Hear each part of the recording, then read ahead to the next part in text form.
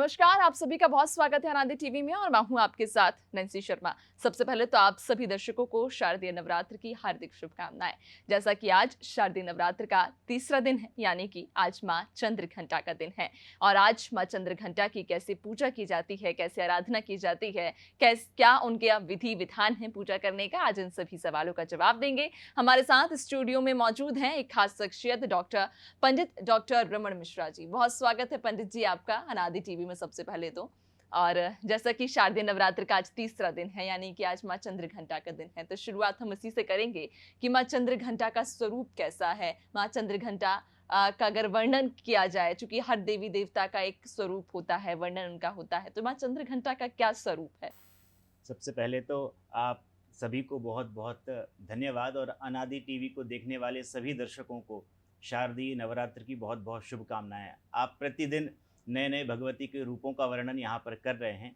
जैसा कि आपने कहा कि आज तृतीय दिन है और तृतीयम चंद्र घंटेति कूष्मांडेति चतुर्थकम। ये मार्कंडेय पुराण में जब हम 9 देवियों का वर्णन करते हैं तो तृतीय दिन जो है माँ भगवती चंद्र घंटा की उपासना करते हैं।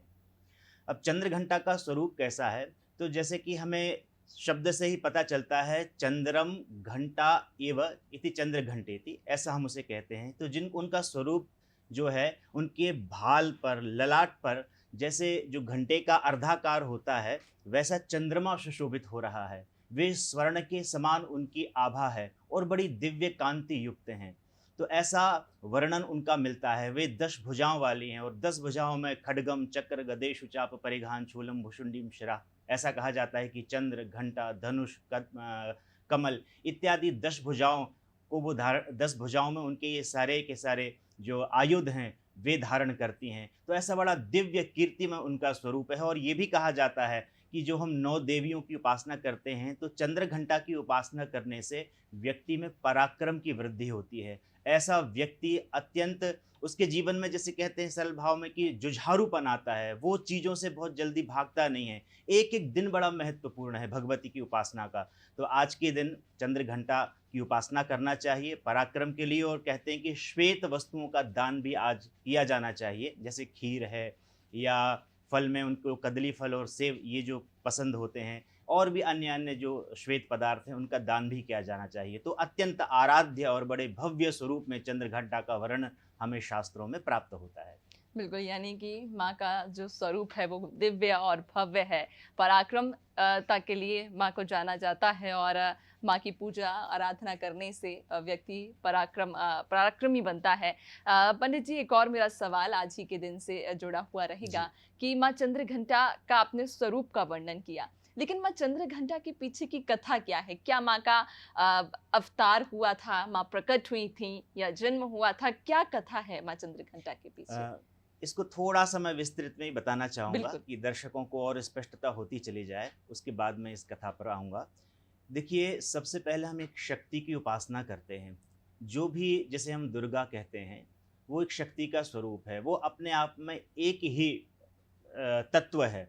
शक्ति फिर 3 रूपों में अभिव्यक्त होती है। उसकी अपनी बड़ी व्यापक मान्यता है, लेकिन संक्षेप में हम इस रूप में जान सकते हैं। शक्ति हैं, शक्ति के 3 रूप होते हैं, एक दुर्गा, एक काली, तीसरा सरस्वती। इन तीनों के भी और अलग-अलग रूप होते चले जाते हैं। जब हम सरस्वती के और 7 रूप होते हैं, ऐसे ही लक्ष्मी के 16 रूप होते हैं, जिन्हें हम षोडश मातृकाएँ कहते हैं। और उनके अपने नाम हैं, गौरी, पद्मा, शची, मेधा, सावित्री, विजया, जया, देवसेना, स्वधा, स्वाहा, मात्री, लोकमातरा, ऐसे 16 देवियाँ वो हैं। और ऐसे ही फिर काली के भी 64 रूप हो जाते हैं। तो ऐसे हम देखते हैं कि भगवती का जो स्वरूप है वो अलग अलग विस्तृत और व्यापक होता चला जाता है। इसका कारण एक महत्वपूर्ण हमें ये समझना चाहिए कि व्यक्ति के जीवन में बहुत सारे ऐसे कार्य होते हैं जहाँ अलग-अलग प्रकार की शक्तियों की आवश्यकता पड़ती है। तो ऐसे इनके स्वरूप ये वर्णन होते हैं। और जो 9 देवियों का वर्णन हमें मिलता है, जिन हम आज जैसे चंद्रघंटा देवी की बात कर रहे हैं, तो इसके पीछे की भी जो एक पौराणिक कथा है वो ये है कि महिषासुर के साथ भगवती का युद्ध हो रहा था, भगवती दुर्गा का युद्ध हो रहा था और वो 9 दिन तक चला। और 9 दिन के जो ये नाम हैं, जैसे प्रथमम शैलपुत्री, द्वितीयम ब्रह्मचारिणी, तृतीयम चंद्र घंटेति, कूष्मांडेति, चतुर्थकम, ऐसे जो 9 देवियां हैं, तो अलग अलग ये शक्तियों का प्रयोग भगवती ने किया महिषासुर को मारने के लिए। अब 9वें दिन रात्रि काल में, जिसे हम नवमी तिथि कहते हैं, उस दिन रात्रि काल में महिषासुर का वो वध करती हैं और हम 10वें दिन विजयादशमी मनाते हैं। तो भगवती ने उनका वध किया, उन 9 शक्तियों का अलग अलग प्रयोग किया जिनकी हम प्रतिदिन उपासना करके उन शक्तियों को अपने अंदर स्थापित कर सकते हैं। तो ऐसे 9 दिन युद्ध करने के बाद 10वें दिन जब हम विजयादशमी मनाते हैं, इसी दिन एक और इतिहास में घटना हुई थी जब भगवान श्री राम ने रावण का वध किया था। तो ये दोनों ही विजयादशमी के उत्सव हैं। अब चंद्रघंटा के इतिहास में ये ही प्रायः हमें भी संक्षेप में मिलता है कि 9 दिनों तक जब महिषासुर से युद्ध हो रहा था, तो उस दिन जिस शक्ति की आवश्यकता भगवती को हुई थी, उस रूप में उन्होंने अपने आप को अभिव्यक्त किया और उस शक्ति का प्रयोग करने के बाद उन्होंने अपने अग्रिम दिन के युद्ध के दृष्टि से अपने दूसरे रूप को अभिव्यक्त किया। तो इस रूप में वो मान्यता चली आती है। इसके पीछे ये एक पौराणिक संक्षेप में हमको वर्णन मिलता है। बहुत ही सुंदर तरीके से पंडित जी आपने इसका वर्णन किया है, चूंकि कई सारे सवाल किंवदंतियां इन दिनों हम देखते हैं कि लोगों के मस्तिष्क में घूमती हैं, और जिस जी। तरह से आपने वर्णन किया है वाकई में अब वो पूरी कथा जो है वो अब दर्शकों को भी बहुत अच्छे से और बहुत सरलता से समझ में आई होगी। लेकिन अगर हम पूजा की बात करें, चूंकि 9 दिन हम अलग अलग देवी को, जैसे आपने कहा कि देवी के अलग अलग अवतार की हम 9 दिन पूजा करते हैं। तीसरे दिन की अगर हम बात करें माँ चंद्रघंटा की पूजा की, तो माँ चंद्रघंटा की पूजा की विधि क्या है? क्या ये विधि समान 9 अवतारों, जो माँ के 9 अवतार हैं उनकी तरह ही समान रहती है, या माँ चंद्रघंटा के लिए पूजा की कोई अलग विधि है? ठीक बात है। जैसा कि मैंने आपको अभी हम लोगों ने चर्चा में ये बात देखी कि ये 9 देवियाँ अलग-अलग शक्तियों को देने वाली देवियाँ हैं। तीसरे दिन जब हम चंद्रघंटा देवी की उपासना करते हैं, तो हम पराक्रम को, शक्ति को, बल को और हमारे जीवन में हम चीज़ों को बहुत गहराई से किसी परिस्थिति में अपने आप को सिद्ध करने के लिए तैयार होते हैं।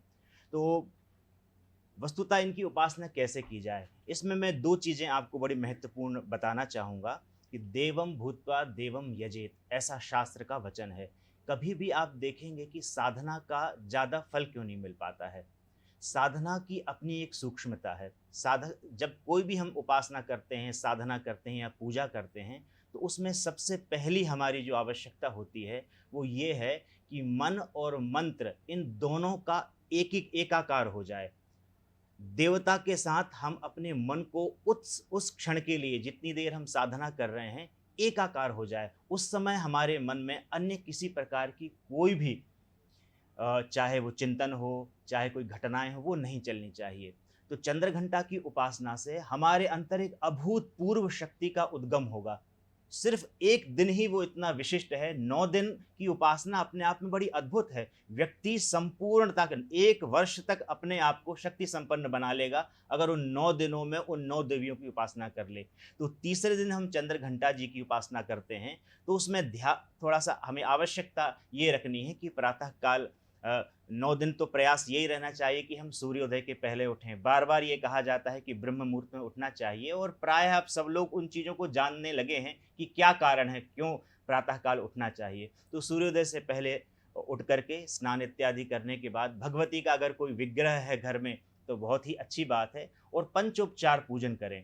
पहले 3 बार भगवती के ऊपर से हम पाद्य अर्घ आचमन जिसे कहते हैं वो जल उतारें, उसके बाद भगवती के स्नान कराएं, और जैसे हम देह का श्रृंगार करते हैं ठीक वैसा ही हम भगवती का भी पूजन करें। उनको जो भी आवश्यक वस्तु, जैसे तिलक लगाना है, उसके बाद चंदन, रोली, अभ्भरक, धूप, दीप, नैवेद्य, प्रसाद, दक्षिणा, ये बड़ी एकाग्रता और तन्मयता के साथ कि हमारे और भगवती के बीच में कोई नहीं है। जब इतनी तल्लीनता से हम किसी शक्ति की उपासना करते हैं, तो वो स्वाभाविक रूप से हमारे अंतस में प्रकट होती चली जाती है और इसका अनुभव होता है। ये ऐसा विषय है कि कोई विज्ञान का पैरामीटर इसमें अगर लगाएंगे तो वो सिद्ध नहीं करेगा। ये आंतरिक चेतना और जागरूकता का विषय है। तो हम इस रूप में उनकी उपासना करते हैं जिसमें मन और भगवती दोनों को हम एक कर लेते हैं। मूल रूप से इस दिन कहा यह जाता है कि भगवती चंद्रघंटा के लिए श्वेत वस्तुओं का उस दिन दान करना चाहिए, चाहे चावल हो, खीर हो, आजकल कुछ मिठाइयाँ भी श्वेत हमें प्राप्त होती हैं, वो भी हैं। तो उस दिन उस चीज़ों का भी दान करना चाहिए। चित्त शांत हो, क्रोध न करें।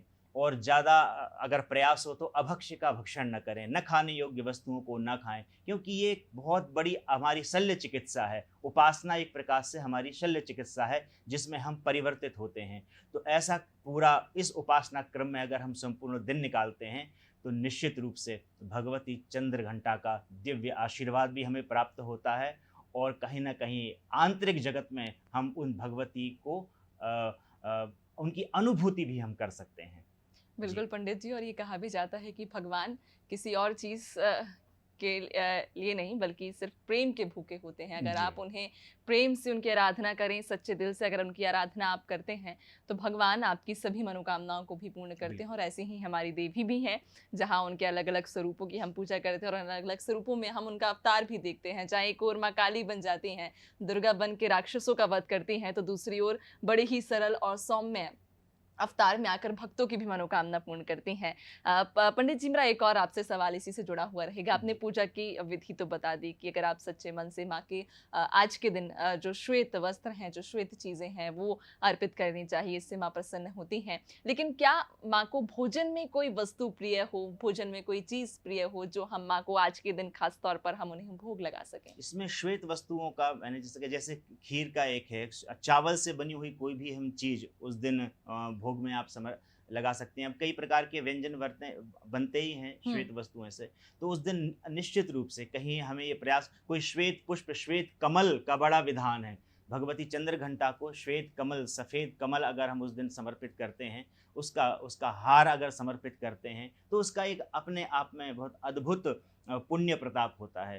तो प्रयास यही होना चाहिए कि कई प्रकार के हम सफ़ेद चीज़ों को देखते हैं, तो उन वस्तुओं का अगर हम भोग लगाते हैं, तो वो काफ़ी पुण्यदायक होता है और उसका प्रभाव भी हमें बहुत कुछ अपने जीवन में मिलता ही है देखने को। बिल्कुल। जी। पंडित जी, क्या कोई मंत्र आज के दिन जिससे कि हम माँ की आराधना कर सकते हैं? वैसे तो जब भी देखने को मिलता है कि घरों में दुर्गा चालीसा, दुर्गा सप्तशती का माताएँ, बहनें पाठ करती हैं। हुँ। लेकिन आज के दिन अगर माँ की आराधना की जा रही हो, तो क्या कोई खास कोई विशेष मंत्र?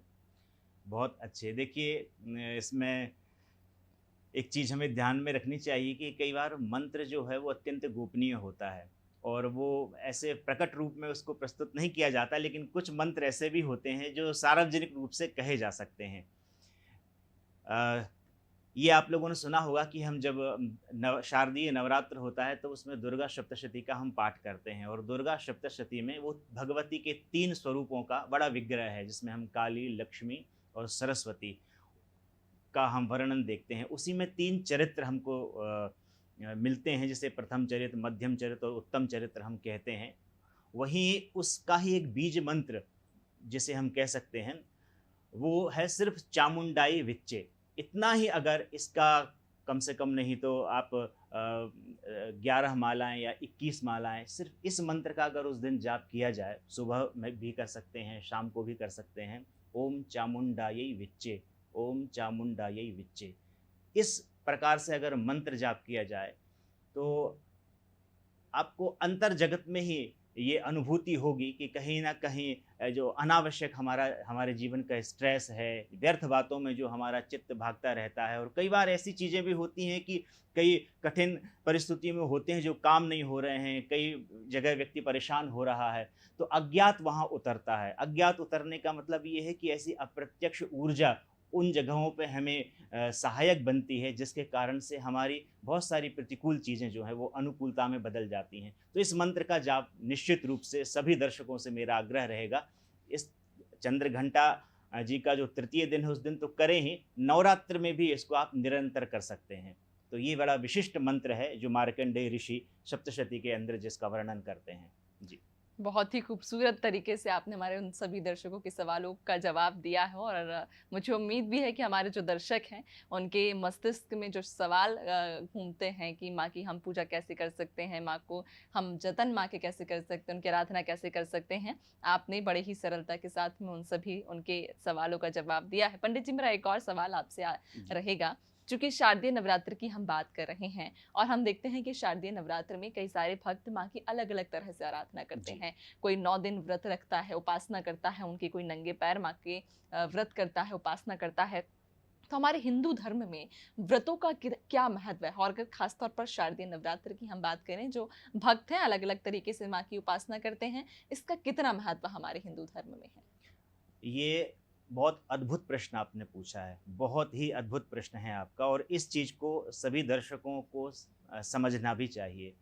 व्रत का संस्कृत में अर्थ होता है संकल्प या दृढ़ निश्चय। 2-3 चीज़ें इसमें बड़ी महत्वपूर्ण है। पहली तो बात ये कि आप लोगों को इस बात की जानकारी होगी कि पूरे वर्ष में 4 नवरात्र होते हैं। 2 गुप्त नवरात्र होते हैं और 2 प्रकट नवरात्र होते हैं। उनमें भी शारदीय नवरात्र का बहुत अच्छा इतिहास है, कई हम में से उन चीज़ों को समझते ही हैं। लेकिन व्रतों का हमारे जीवन में महत्व क्या है? देखिए, बहुत सूक्ष्म और गहन रूप से अगर हम व्रतों का महत्व अपने जीवन में समझना चाहें तो सबसे बड़ा महत्व यही है कि कहीं न कहीं व्यक्ति की सर्वोपरि जो उपलब्धि है जीवन की, वो ये है कि मनुष्य अपनी चेतना के सर्वोपरि स्तर पर पहुँचे। इसका मतलब क्या होता है? तो मनुष्य क्या अधिकतम हो सकता है? तो हम कई महापुरुषों को देखते हैं, वे थे मनुष्य लेकिन कितनी उन्होंने अपने जीवन में बड़ी उपलब्धियाँ प्राप्त की। व्रत और उपासना का सबसे बड़ा जो कार्य है, वो यही है कि मनुष्य मानवता के सर्वोपरि स्तर पर पहुंच सके, आपकी चेतना को दृढ़ करते हैं, आप में आत्मबल भरते हैं और कहीं न कहीं हम जो चीज़ें देख रहे हैं, संसार की जो विकृतियाँ हैं, जहाँ पर अब उद्विग्न हो रहा है मनुष्य, विचलित हो रहा है, व्यर्थ में अपने आप को परेशान कर रहा है, इन सब चीज़ों से दूर करने के लिए व्रत सर्वोपरि साधन होता है। व्रत अद्भुत है अपने आप में। व्रत के दिन महत्वपूर्ण यह भी है कि आप ये संकल्प लें कि व्रत का जो महत्व कम होता चला जाता है, उसके पीछे कारण भी होता है कि हम रहते तो व्रत हैं और फिर कई बार मिथ्या भाषण कर रहे हैं, न खाने योग्य वस्तुओं को खा रहे हैं, न करने योग्य कार्यों को कर रहे हैं। तो वो एक तरफ व्रत है और दूसरे तरफ हम उसके विपरीत कार्य कर रहे हैं। तो वो व्रत का जो पुण्य है और जो लाभ है, वो भी नष्ट होता चला जाता है। तो व्रत के दिन ये चीज़ें बड़ी महत्वपूर्ण हैं कि एक सात्विक वृत्ति, एक सहजता, एक सरलता उस दिन हमारे और कम से कम हमको रहनी चाहिए। और 9 दिन जो व्रत करते हैं, उनके लिए तो मैं विशेष रूप से कहूँगा कि इन 9 दिनों में बड़े चित्त को निर्मल रखें, मन को बड़ा तरल रखें और स्वाभाविक और सहज रूप से अपनी वृत्तियों को रखें। तब हम देखते हैं कि कितना हम जिस क्षेत्र में हों, जो भी हम, चाहे व्यापार में हों, चाहे हम उद्यम हों, चिकित्सक हों, किसी भी क्षेत्र में हों, वहाँ हम में एक अलग ऊर्जा सृजित होगी और अपने कार्य को हम अनंत गुना शक्तियों के साथ कर पाएंगे। और कहीं न कहीं ऐसी स्थिति में व्यक्ति के अंदर भी एक ग्रेविटी पैदा होती है, एक गुरुत्वाकर्षण होता है, जो अध्यात्म बल से और उपासना से अपने जीवन को आगे बढ़ाता है। ऐसा व्यक्ति स्वाभाविक रूप से लोगों का केंद्र बिंदु बन जाता है, लोगों का प्रिय हो जाता है और अपने कार्य को श्रेष्ठतम ढंग से करता है। तो अंत में मैं इतना ही कहूँगा कि व्रत का सबसे बड़ा महत्व है कि वो श्रेष्ठतम व्यक्तित्व निर्माण करता है। बिल्कुल, यानी कि व्यक्ति को और अपने जो आत्मचित्त है, जो मन यहाँ-वहाँ भटकता है, जो आपने कहा कि एक चित्त व्यक्ति को कर देता है व्रत, बहुत ही सुंदर तरीके से आपने इसका वर्णन किया है। पंडित जी, एक सवाल मेरा ये जी, रहेगा, जो मैं मेरे ज़हन में भी बहुत लंबे समय से ये जी, सवाल है। बचपन से जब हम देखते आ रहे हैं शारदीय नवरात्र में, हमारी जो माताएँ हैं, जो हमारी बहनें हैं, जो हमारी सहपाठियाँ हैं, सुबह-सुबह माँ को जल अर्पित करने के लिए सभी पहुँचते हैं। शारदीय नवरात्र में वैसे तो कई सारी माताएँ बहनें रोज़ाना ही माँ को जल अर्पित करती हैं, लेकिन शारदीय नवरात्र में देखने को हमें मिलता है कि सभी माताएँ बहनें, चाहे वो पुरुष हो या कोई भी हो, हर व्यक्ति माँ को जल अर्पित करने के लिए जाता है। तो माँ को शारदीय नवरात्र में जल अर्पित करने के पीछे क्या इसका महत्व है या इसके पीछे की क्या कथा है? भारत एक भौगोलिक राष्ट्र नहीं है। भारत एक सांस्कृतिक राष्ट्र है और यहाँ की संस्कृति इतनी व्यापक है कि हमें पता भी नहीं है, ये इतना कहीं दूरदर्शी जो क्षेत्र हैं वहाँ तक संस्कार इतने इसके प्रसरित हो चुके हैं और ये कोई भी परंपराएं या मान्यताएं कई लाखों वर्षों बाद जो है वो सृजित होती हैं। तो शक्ति की उपासना का केंद्र भारत प्रारंभ से ही रहा है। अब थोड़ा-सा अगर हम 1,500-2,000 वर्षों का इतिहास देखें, तो उसमें कुछ हमारी जो मान्यताएँ हैं, जो प्रथाएँ हैं, वो अलग-अलग रूप से काल के अनुसार परिवर्तित होती रहती हैं। हमने देखा है कि माँ सीता भी भगवती की उपासना करती हैं। अन्य भी जो कई हम इतिहास में देखते हैं, तो हमें भगवती की उपासना के कई ऐसे उदाहरण मिलते चले जाते हैं। तो वो जो इतिहास रहा है शुभ्र, कहीं न कहीं लोक परंपराएँ और मान्यताएँ वहाँ से विकसित होती चली जाती हैं। तो भारत का मूल जो है वो आध्यात्मिक है। तो आज हम देखेंगे सुदूर गाँवों में, नगरों में और भी अच्छे-अच्छे समृद्ध प्रांतों में भी महिलाएँ आज भी जो भी आस-पास उनके मंदिर है, कई जगह गाँव में तो आप देखेंगे कि 2-2 3-3 किलोमीटर तक एक छोटा-सा कोई स्थान होता है भगवती का, और सुबह 5 बजे से महिलाएँ जो है बड़ा स्नान इत्यादि करके तट सरोवर में और बड़े उत्सव के साथ पूरा समूह के साथ जा कर के भगवती की साधना करती हैं। तो ये एक इसकी लंबा इतिहास रहा है और इसका कारण यही है कि ये चाहे हमारी पूर्व मान्यताओं में हम देखें, चाहे आपकी पार्वती जी हों, गौरी हों, सीता हों, रुक्मिणी हों, इन सब लोगों ने भगवती की साधना की है अपने सौभाग्यपूर्ण जीवन को जीने के लिए। तो वो परंपराएँ कहीं न कहीं, जैसे आपने ज़हन शब्द का प्रयोग किया, तो अपने रक्त में वो परंपराएँ प्रवाहित हो रही हैं और यही कारण है कि आज वो हमको संपूर्ण भारत में इस प्रकार के सुंदर दृश्य देखने को मिलते हैं, जिसमें भगवती की उपासना क्षेत्र-क्षेत्र में हमें देखने मिलती है। बिल्कुल, और आपने जिस तरह से वर्णन भी किया है और जिस तरह से आपने वो सारे सवालों का जवाब दिया, और मुझे उम्मीद भी है कि हमारे जो दर्शक हैं उनके सभी सवाल के जवाब उन्हें मिल गए होंगे कि कैसे हम माँ की आराधना कर सकते हैं, माँ चंद्रघंटा की हम कैसे पूजा कर सकते हैं, कैसे उनका जतन कर सकते हैं।